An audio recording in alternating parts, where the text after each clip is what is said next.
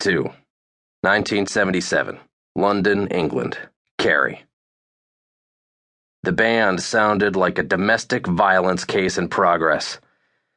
Couple of hoarse guys yelling over guitars so distorted they sounded like somebody rapidly flipping channels on a TV that only got static. The drums rolled out, all crashes and bangs, the catfight in the alley outside knocking over some trash cans. All the scene was missing were some police sirens, and by the look of the crowd, they wouldn't be missing for long. My head hurt. I'd been wearing the same socks for about 2 weeks and was just starting to realize it. My beer was warm, stale, and nearly empty, just like the 4 on the floor at my feet. The blonde next to me elbowed me in the ear again. She was blitzed.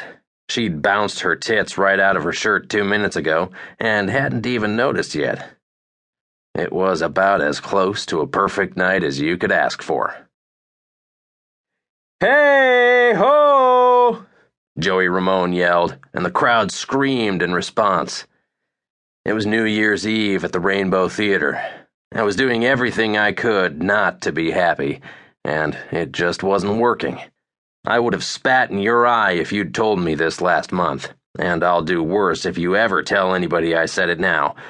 But goddamn if the British punks couldn't teach us Americans a thing or two. There's an anger to the scene here that makes it feel fucking vital. It has to do something, succeed or explode in everybody's faces, or dance a merry jig and poop in the corner. Nobody knows what it's doing exactly, but nothing isn't an option, because the scene is the only damn thing the Brits have. I love New York like the filthy whore she is, but sometimes concerts there feel like fashion shows, and the line out front of a venue is a place to be seen. Here in London, it's a place to be stabbed. I watched a man get his front teeth knocked out an hour ago, and his only response was to spit a mouthful of blood on the guy that did it. They both laughed. It was a magical time. I'm sure the coke was helping with the festive atmosphere some. Last time I went to the bathroom, people were pissing in the sink, so folks had more room to do lines off the backs of the toilets.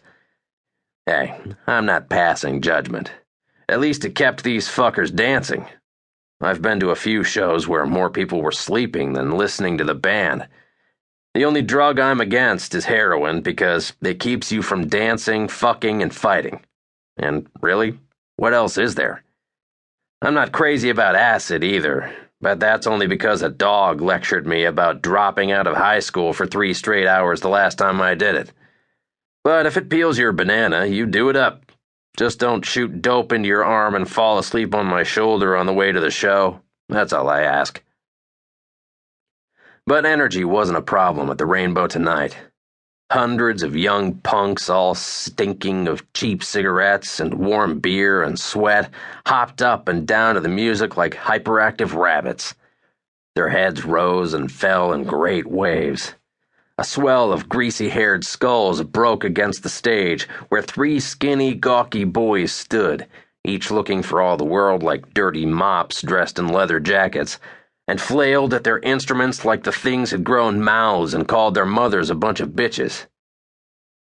Ah, there I go, waxing all poetic again. Give me a break. I'm 4 beers and 2 joints into the night. That's the poet's ratio.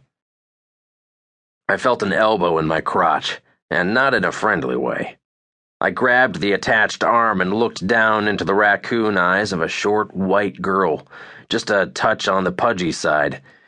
She had a streak of crimson zigzagging down the back of her shoulder-length hair.